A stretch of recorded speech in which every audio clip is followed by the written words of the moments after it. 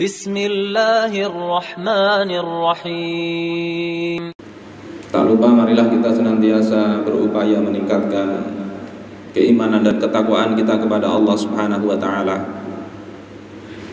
Terlebih di hari-hari yang tiada berlalu hari-hari kita ini kecuali berita kematian demi kematian menimpa saudara-saudara kita.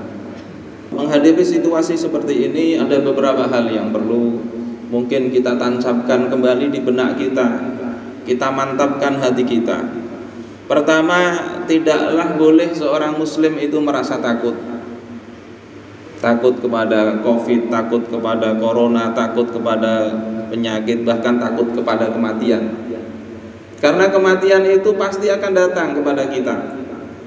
Ainama takunu yudrikkumul mautu walau kuntum fi burujim musyayyadah. Kata Allah Subhanahu wa taala, dimanapun kalian itu ada, entah di rumah, entah di kantor, entah bersembunyi dimanapun, yudrikkumul maut, kematian itu akan mendapati kalian. Allah jadikan di sini kematian sebagai fa'il, sebagai pelaku, seolah-olah kematianlah yang berusaha aktif mencari kita dan pasti akan mendapatkan kita.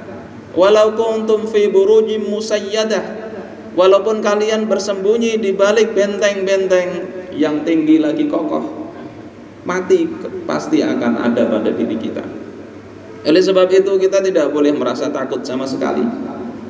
Yang kita takutkan adalah ketika kita mati tidak membawa bekal yang cukup. Yang kita takutkan hendaklah kita mati tanpa kita bertaubat kepada Allah Subhanahu wa taala.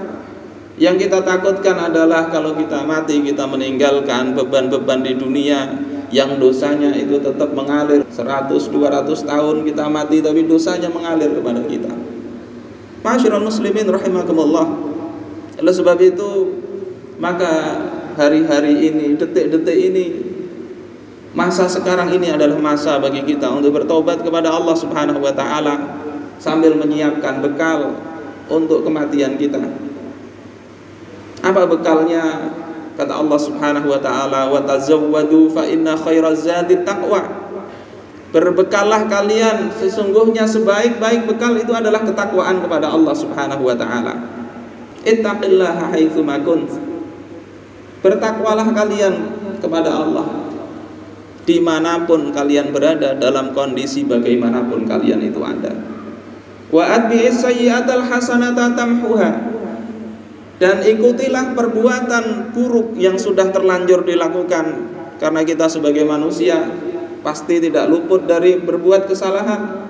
Maka kalau itu sudah terlanjur, maka ikuti dengan perbuatan baik, ikuti dengan amal soleh.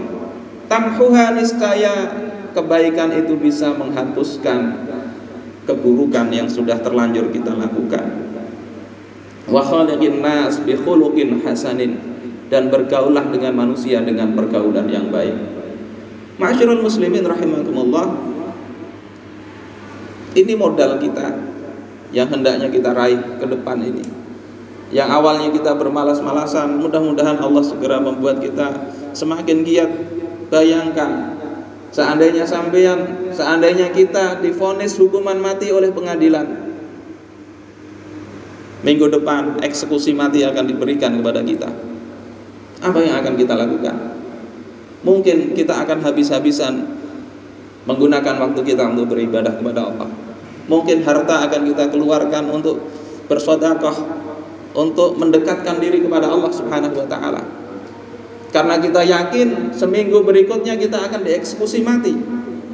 Tetapi apakah kita tidak yakin bahwasanya Allah itu sudah menetapkan hukuman mati kepada kita semuanya?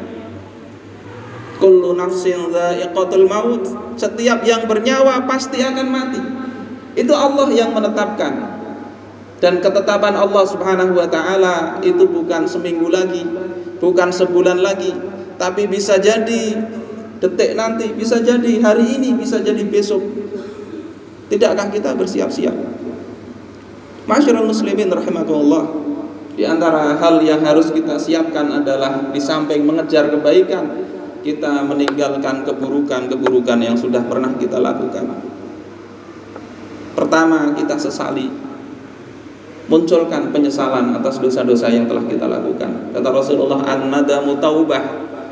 Penyesalan itu adalah bagian dari tobat. Ini syarat pertama. Kalau kita melakukan kejahatan dan tidak muncul penyesalan, maka patutlah kita menangisi hati kita. Kenapa tidak menyesal?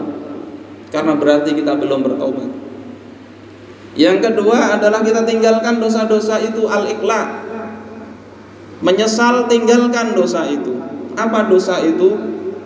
Kata Imam Ibnu Hajar Al-Haytami, dosa itu ada dua, kemungkaran itu ada dua. Pertama adalah meninggalkan kewajiban. Kita tidak sholat, itu kemungkaran. Kita tidak mengeluarkan zakat harta kita, itu kemungkaran. Kita punya harta yang banyak, nggak ada azam, nggak ada tekad untuk berhaji, itu juga kemaksiatan. Tinggalkan. Yang kedua, dosa itu adalah ketika apa yang dilarang oleh Allah kita kerjakan. Oleh sebab itu, bertobat dari dosa, kita perhatikan dua hal ini. Mana hak-hak saudara-saudara kita yang belum kita tunaikan segera.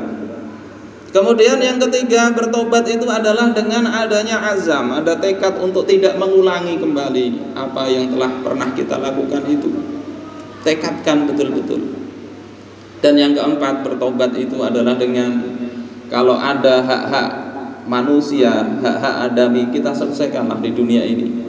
Mudah-mudahan Allah Subhanahu wa ta'ala bisa mengampuni kesalahan-kesalahan kita, menerima amal ibadah kita, dan menjadikan kita semakin giat untuk beribadah kepadanya, sehingga kapanpun Allah mengambil nyawa kita, kita dalam kondisi yang siap menghadapi kematian kita.